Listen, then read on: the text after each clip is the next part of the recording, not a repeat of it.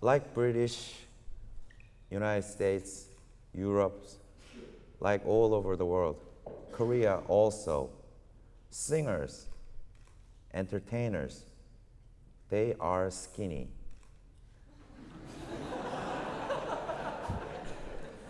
And they look good, handsome, and even they are guys, but they are pretty. Most of them. So when I made my debut in Korea, it was like disaster. People were like, people didn't say, who is that? People said that, what is that?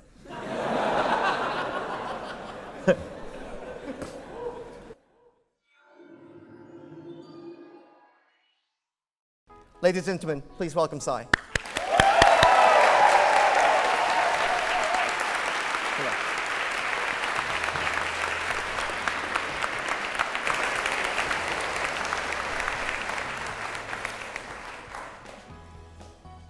Wow, it's Oxford.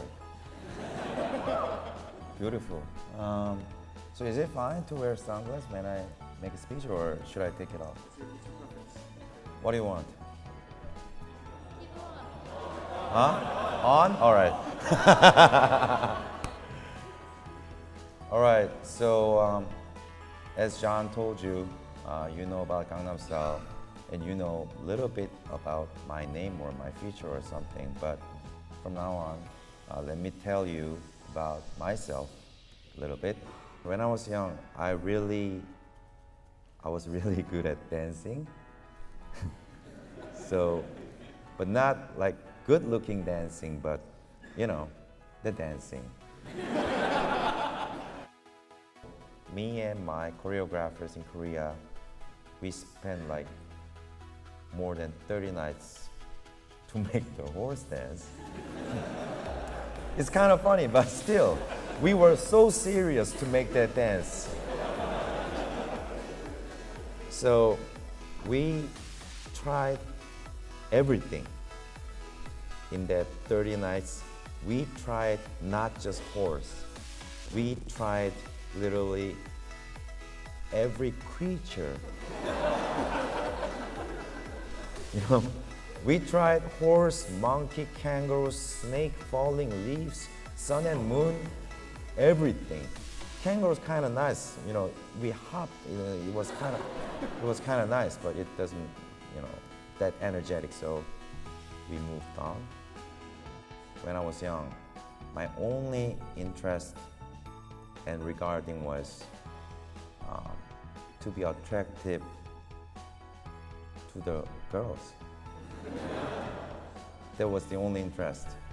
But you know I'm not that good looking, so I gotta, you know, try to invent things hard, like, you know, talking funny, dancing funny, singing funny, do some funny things. You know, I think laughing and smiling can beat handsome guys. That's what I thought. So I tried that kind of thing for a long time.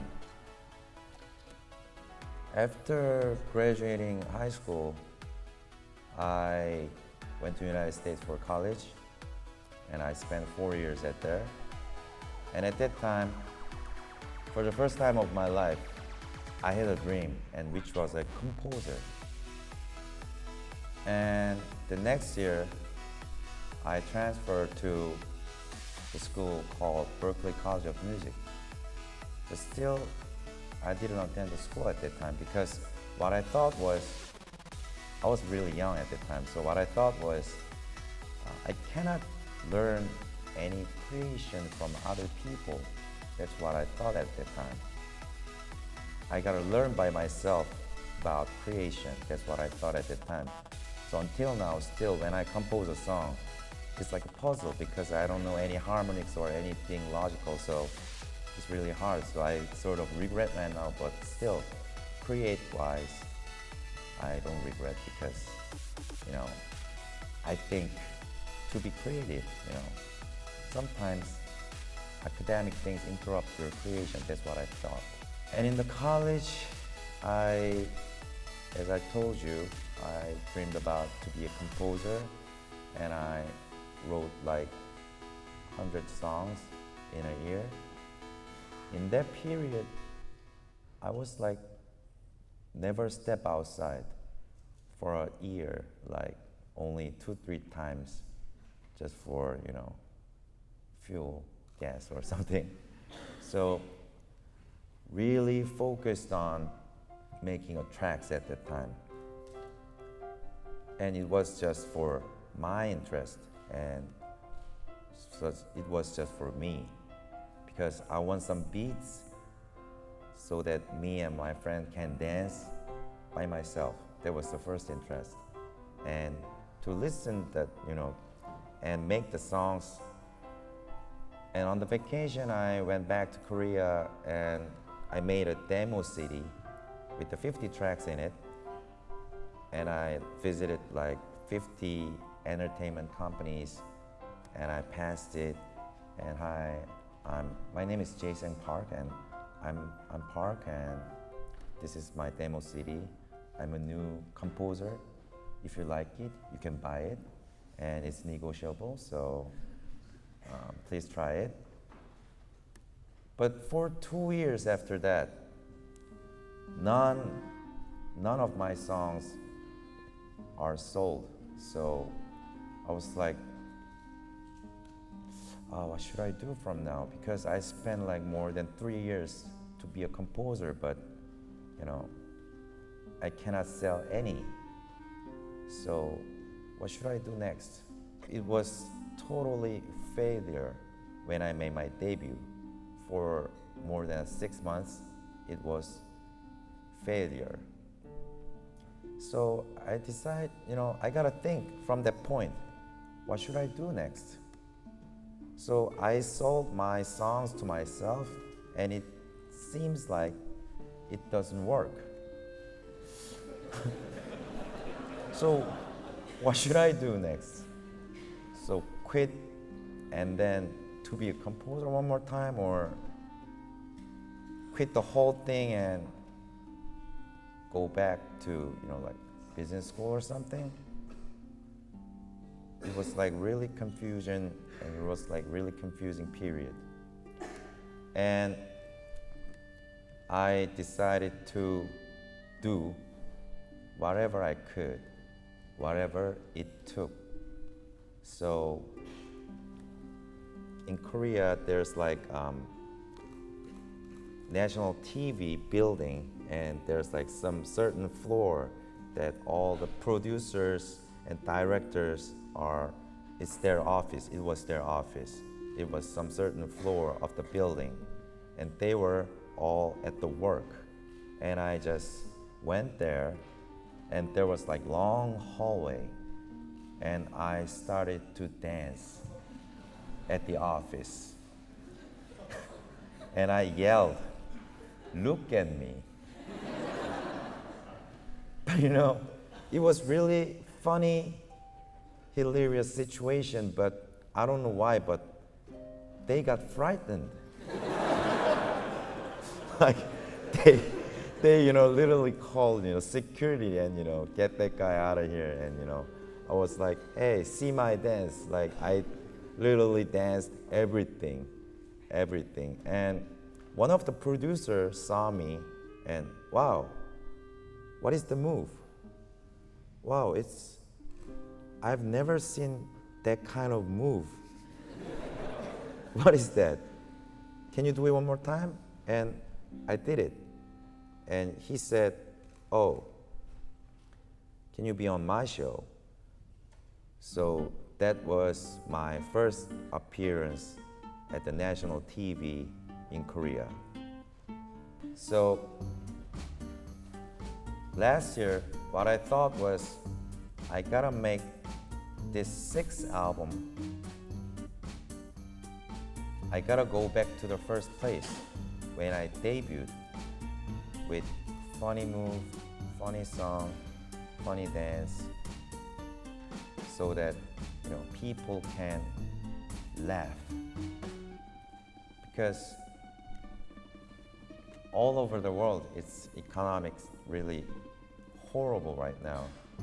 And Korea as well was really horrible these days. So what I thought was, as a 12-year-old artist, that was part of my job, to just make fun by music, by dance, by video. So I try to make a song. Honestly, I tried my best to be as ridiculous as possible.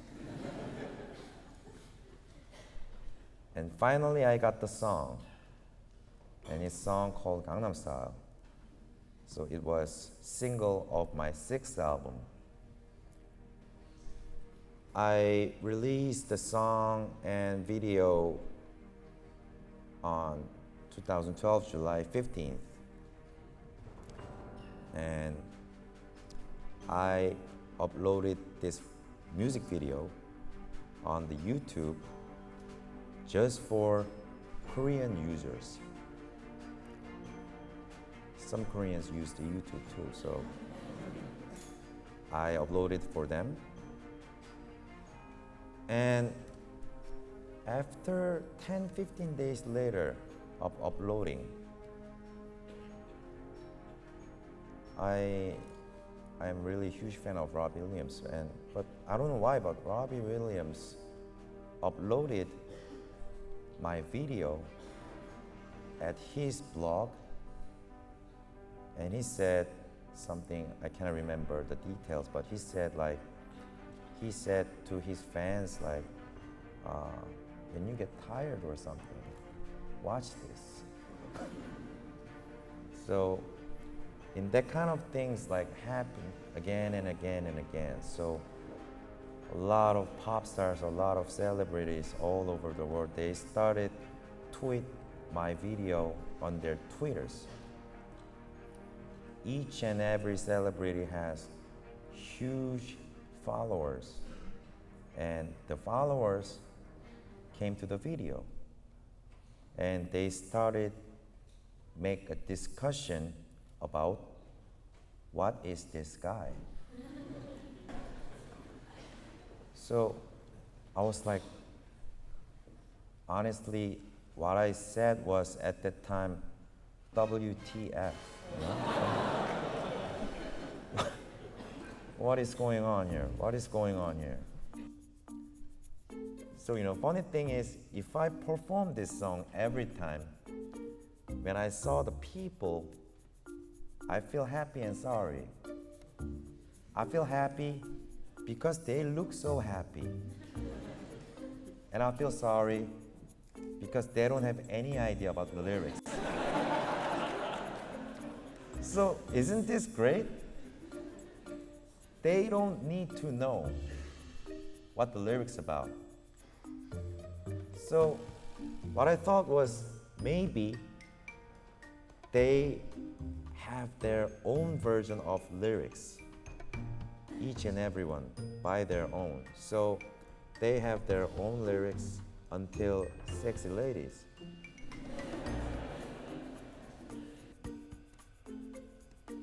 Last 2 weeks, I've traveled from Korea to Australia, to United States, to Canada, to France, to here in 2 weeks. So honestly, I don't know what date is it today. But still, I'm standing at the Oxford Union and you guys are listening to me. So let me say, shit happens, right?